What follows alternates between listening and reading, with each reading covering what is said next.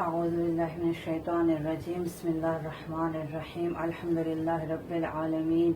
والصلاة والسلام علی اشرف الانبیاء والمرسلین وعلی آلہ الطیبین الطاہرین اللہم صل علی محمد وعلی محمد وعجل فرجہم۔ آج ہم یہ بیان کریں گے کون سے لوگ ہیں جن پر روزہ رکھنا واجب نہیں ہے۔ روزے کے احکام میں کچھ ایسی صورتیں ہیں کہ جب خدا نے روزے کو معاف کیا ہے، اور یہ ایک بہت اہم نقطہ ہے کہ دیکھیں نماز کسی صورت معاف نہیں ہے۔ نماز چاہے کوئی بوڑھا ہے، چاہے کوئی مریض ہے، چاہے کوئی بیڈ پہ لیٹا ہوا ہے، اشاروں سے پڑھے، لیٹ کے پڑھے، جیسے بھی پڑھے، نماز کسی صورت معاف نہیں ہے۔ لیکن روزہ چند صورتوں میں خدا متعال نے معاف فرمایا ہے۔ پہلی صورت ہے وہ شخص جو بڑھاپے کی وجہ سے، جو شخص بڑھاپے کے روزہ رکھ، اتنا بوڑھا ہو چکا ہے وہ کہ اب وہ روزہ نہیں رکھ سکتا، یا روزہ رکھنا اس کے لیے شدید تکلیف کا باعث ہے۔ جو بہت بوڑھے ہو جاتے ہیں پھر ان کے لیے وہ بھوکا اور پیاسا رہنا ان کے لیے شدید تکلیف کا باعث ہے، تو پھر وہ روزہ نہیں رکھیں گے، اور بعد میں فدیہ دیں گے کہ نیچے انشاءاللہ میں یہ بیان کروں گی۔ پر میں نے 4 صورتیں لکھی ہیں، پھر ان کے نیچے احکام بھی ہیں۔ صحیح، تو پہلا شخص جو بڑھاپے کی وجہ سے روزہ رکھ سکتا ہے، روزہ رکھنا اس کے لیے شدید تکلیف کا باعث ہے، اذیت کا باعث ہے، تو اللہ تعالیٰ نے اس کو روزہ معاف کیا۔ دوسرا شخص جو بیمار ہے، روزہ رکھنا اس کی بیماری کے شدید ہونے کا سبب ہے، اس کے لیے شدید تکلیف کا باعث ہے۔ دیکھیں یہ بڑا اہم نقطہ ہے۔ بعض لوگ ان کو تھوڑی سی کمزوری ہوتی ہے، کہتے ہیں ہم تو بیمار ہیں، ہماری طبیعت ٹھیک نہیں ہے۔ روزہ جب ظاہر ہے بعض اوقات جب بہت گرم مہینوں میں روزہ رکھنا پڑتا ہے تو تکلیف ہوتی ہے، مثلا سر میں درد ہو جاتا ہے یا کمزوری ہو جاتی ہے، تو یہ جو ایک معمول ہے کہ روزہ رکھنے سے ایسا ہو جاتا ہے، وہ بیمار نہیں کہلاتا۔ ایک ایسا بیمار کہ جس کے لیے روزہ رکھنا شدید تکلیف کا باعث ہے اور اس کی بیماری بڑھ جائے گی، جب وہ روزہ رکھے گا تو وہ ہلاکت کی طرف چلا جائے گا، موت کی طرف چلا جائے گا، تو اس بیمار کو روزہ معاف ہے۔ لیکن ہر بیمار کے روزہ معاف نہیں ہے۔ اگر ایسا بیمار ہے کہ اس کی بیماری کا کوئی حل ہے، صبح دوائی کھا لی، پھر آرام سے روزہ رکھ لیا، پھر شام کو دوائی کھا لی، اس بیمار کو معاف نہیں ہے۔ اس بیمار کو معاف ہے کہ جس کے لیے روزہ رکھنا شدید بیماری کا سبب ہے، اس کی بیماری بڑھ جائے گی، ہلاکت میں پڑ جائے گا، شدید تکلیف کا باعث اس بیمار کے لیے روزہ رکھنا، تو پھر وہ روزہ نہیں رکھے گا۔ تیسری، جس عورت کا وضع حمل کا وقت قریب ہو۔ دیکھیں جو حاملہ عورت ہے اس کی تھوڑی وضاحت ہے کہ میں نیچے یہ پورا مسئلہ میں نے لکھا بھی ہوا ہے حاملہ عورت کا، اوپر اس کی صورت بیان کے نیچے میں تفصیل سے بیان کروں گی۔ ہر حاملہ کو روزہ معاف نہیں ہوتا۔ وہ حاملہ عورت کہ جس کا وضع حمل یعنی جس کی ڈیلیوری کا وقت قریب ہے، جس کا بچے کی پیدائش کا وقت قریب ہے، اور روزہ رکھنا خود اس کے لیے یا اس کے ہونے والے بچے کے لیے مضر ہو، نقصان دہ ہو۔ اگر وقت قریب بھی ہے لیکن اس کو روزہ رکھنے میں کوئی مسئلہ نہیں ہو رہا،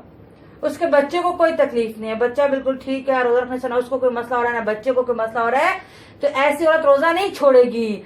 وہ عورت کہ جس کا وضع حمل یعنی جیسے 8واں مہینہ ہے، 9واں مہینہ ہے، بس ولادت ہونے والی ہے، اور روزہ رکھتی ہے، تو وہ اس کے لیے اور اس کے بچے کے لیے نقصان دہ ہے، پھر وہ روزے کو چھوڑے گی،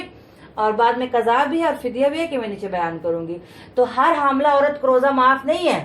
وہ حاملہ عورت کہ جس کی ڈیلیوری کا وقت قریب ہے اور روزہ رکھنا، دیکھیں دو باتیں، ایک تو حمل کا وقت، وضع حمل کا وقت قریب ہے، ڈیلیوری کا وقت قریب ہے، اور روزہ رکھنا خود اس کے لیے یا اس کے والے بچے کے لیے نقصان دہ ہے، پھر وہ روزہ چھوڑے گی۔ ایسے حاملہ عورت کے نقصان دہ نہیں ہے، اس کو کوئی مسئلہ نہیں روزہ رکھنے سے، تو پھر روزہ نہیں چھوڑے گی۔ صحیح۔ چوتھی صورت، جو عورت بچے کو دودھ پلاتی ہو، اس کا دودھ کم ہو اور اس کا روزہ رکھنا خود اس کے لیے یا دودھ پینے والے بچے کے لیے مضر ہو۔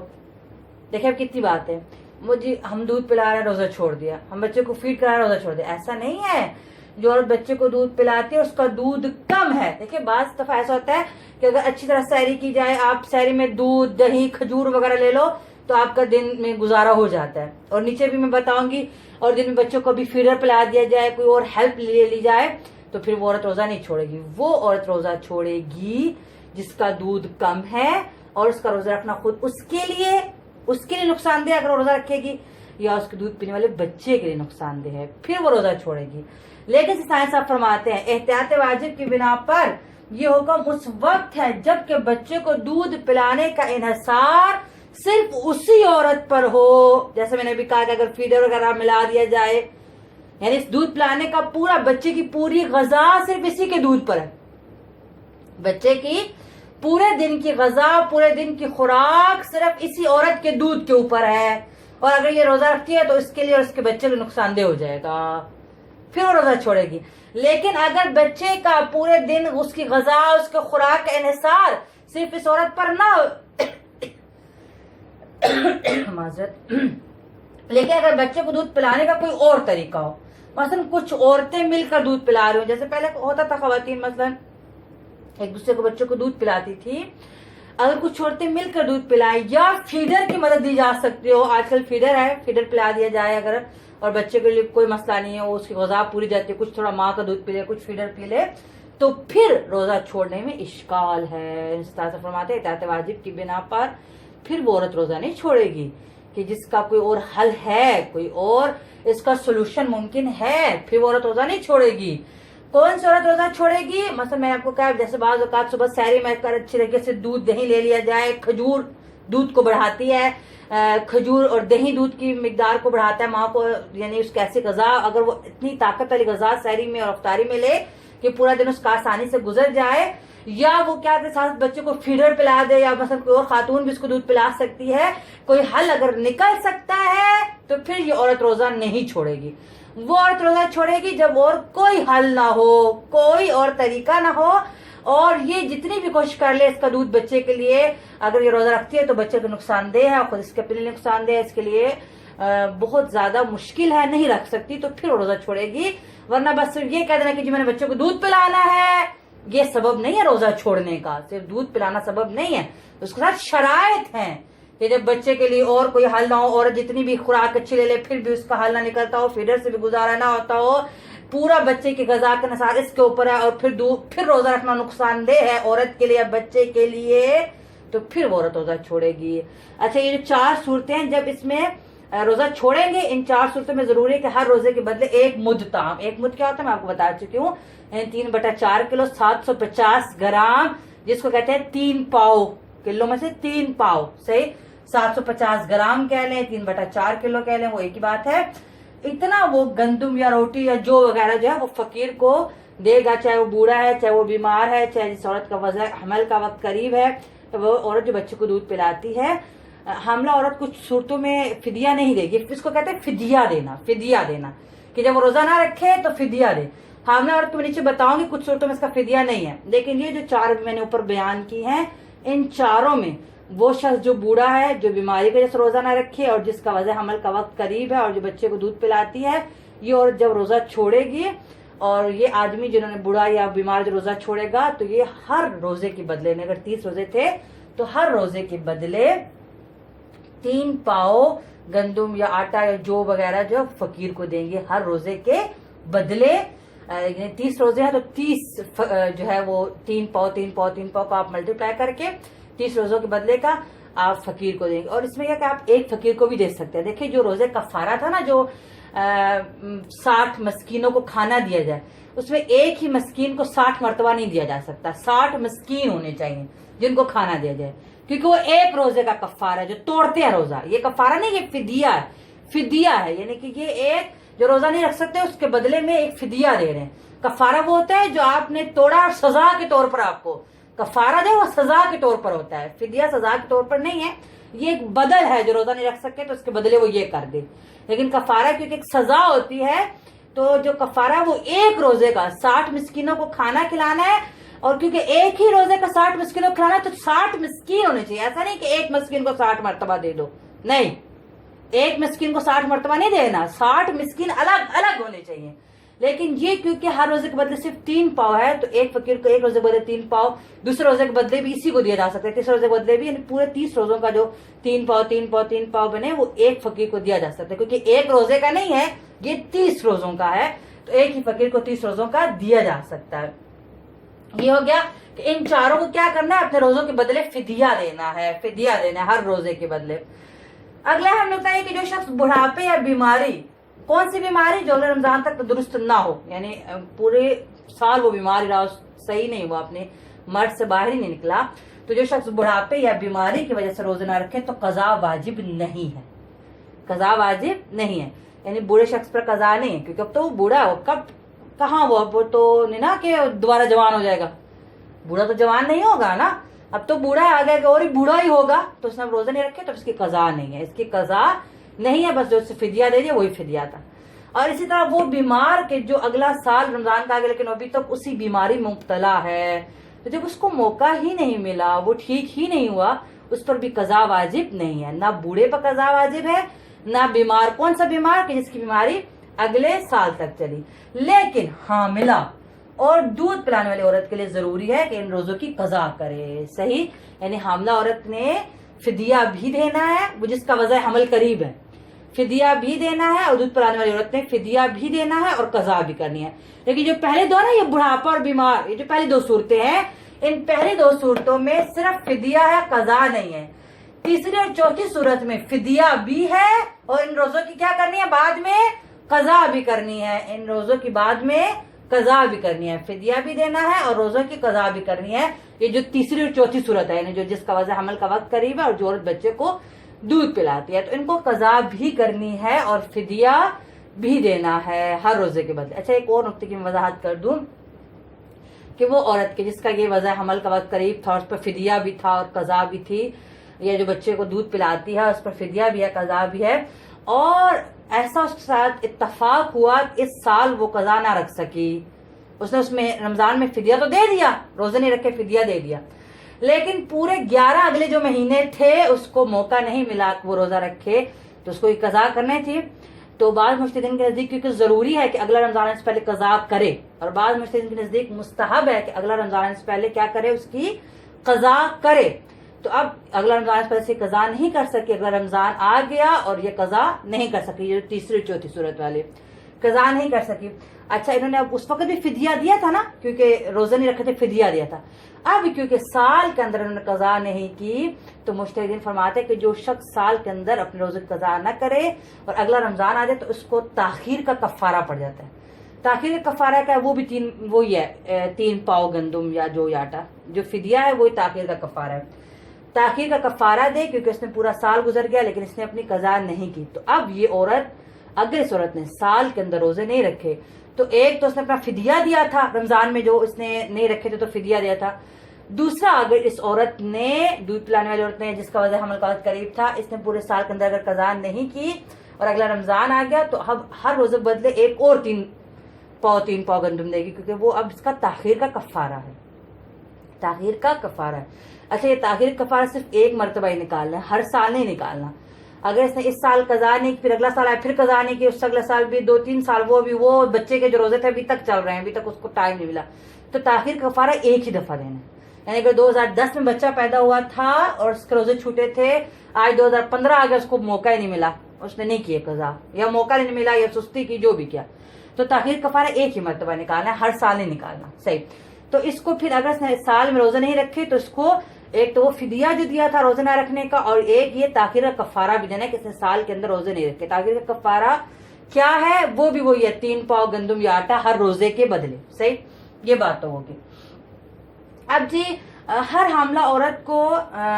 جو ہے وہ فدیہ نہیں دینا ہے، تھوڑا حاملہ عورت کا مسئلہ تھوڑا اس میں تفصیل ہے، تو اس لیے میں نے اس کو علیحدہ سے بھی لکھا ہے کہ ہر حاملہ عورت کو فدیہ نہیں دینا، اور حاملہ عورت کی تھوڑی تفصیل ہے کہ جو روزے نہ رکھے۔ اچھا، ایک اور نقطے وضاحت کرتی چلوں کہ اسی طرح حائضہ عورت یا نفاس والی عورت یا حائضہ عورت، اس کا بھی یہ ہے کہ جو اس کے سال میں روزے چھوٹے تو اس کو اگلا سال آنے سے پہلے وہ روزے رکھنے ہوتے ہیں۔ جو اس کے اس سال روزے چھوٹے ہیں، حائضہ حیض میں چھوٹے یا مسافر سفر میں چھوٹے، کوئی بھی سبب تھا کہ اس کے روزے قضا ہوئے تو اگلے سال سے پہلے اس کو قضا کرنی ہے۔ اگر وہ نہیں کریں گے تو ان سب کو تاخیر کا کفارہ دینا ہے۔ یعنی اگر 6 روزے میرے حیض کے چھوٹے تھے یا میرے 4-5 روزے سفر میں چھوٹے تھے اور اگلا رمضان اگر میں نے قضا نہیں کی تو اب مجھے تاخیر کا کفارہ دینا ہے، ہر روزے کے بدلے 3 پاؤ گندم یا آٹا دینا، اور روزہ بھی قضا کرنا ہے، روزہ بھی قضا کرنا ہے اور تاخیر کا کفارہ بھی دینا ہے۔ لیکن تاخیر کا کفارہ ایک ہی دفعہ نکالتے ہیں۔ اگر 2010 میں جو مجھے حیض آیا تھا میں نے وہ روزے ابھی تک نہیں رکھے، 2017 آ گئی ہے تو اب میں ایک ہی مرتبہ تاخیر کفارہ چاہے تبھی مجھ پہ واجب ہے نکالنا، اس وقت دے دیا، اب مجھے ہر سال نہیں نکالنا، لیکن مجھے قضا کرنی ہے مرنے سے پہلے قبر میں چلی جاؤں، صحیح۔ اب حاملہ عورت کو تھوڑی سی تفصیل ہے۔ حاملہ عورت کا اگر وضع حمل کا وقت دور ہو، اگر حمل کا وقت قریب ہو، وضع حمل کا وقت دور ہو یعنی ڈیلیوری کا وقت دور ہے، اور اگر ڈیلیوری کا وقت قریب ہے۔ اچھا، اگر دور ہے یعنی ابھی شروع کے مہینے چل رہے ہیں، دیکھیں قریب کا مطلب وہ ہو جاتا ہے 8واں 9واں جو مہینہ آ جاتا ہے کہ اب بس ہونے والی ہے ڈلیوری، صحیح، وہ ہو جاتا ہے قریب۔ اگر وضع حمل کا وقت دور ہے، ڈلیوری کا وقت دور ہے، تو اس کی بھی دو صورتیں ہیں، دو طرح کی حاملہ عورتیں۔ ایک وہ حاملہ عورت ہے کہ جس کے لیے روزہ نقصان دہ ہے، وہ رکھ سکتی ہے، وہ اس کو نہیں کہ بھوک پیاس برداشت نہیں ہوتی، وہ اس کو برداشت ہو سکتی ہے، لیکن جب وہ روزہ رکھتی ہے تو اس کے لیے نقصان دہ ہے، اس کے اور اس کے بچے کو ضرر پہنچتا ہے، اس کی اپنی صحت کو ضرر پہنچتا ہے، اور اس کے بیماری پیدا ہوتی ہے۔ نقصان دہ پتہ ہے نا، ضرر رکھتا ہے، نقصان دہ، صحیح۔ اس کے لیے روزہ رکھنا مشکل نہیں ہے، وہ بھوک پیاس برداشت کر سکتی ہے، لیکن روزہ کیا ہے، نقصان دہ ہے۔ ایسی عورت کیا کرے گی؟ اب روزہ نہ رکھے، عام انسان کی طرح کھائے پیے، یعنی کہ جو مرضی، بعد میں صرف قضا کرے گی، لیکن روزوں کا فدیہ نہیں ہے۔ دیکھیں توجہ کرے، ہم نے اوپر کیا کہا تھا، وہ حاملہ جس کا وضع حمل کا وقت قریب، اس کو فدیہ بھی دینا ہے۔ یہ رمضان سے روزے نہیں رکھے نا، تو اس کو فدیہ دینا ہے۔ اسی وقت جب رمضان میں فدیہ دیتے رہتے ہیں، دے دیتے ہیں، ساتھ ہی فدیہ دینا ہے۔ لیکن اس عورت کو فدیہ نہیں دینا جس کا وضع حمل کا وقت دور ہے، وضع حمل کا وقت دور ہے اور روزہ کیا ہے، اس کے لیے نقصان دہ۔ ایک تو وہ صورت ہوگی کہ روزہ نقصان دہ ہے، ایک یہ صورت ہے کہ روزہ نقصان دہ نہیں ہے، لیکن اس سے بھوک پیاس برداشت نہیں ہو پاتی۔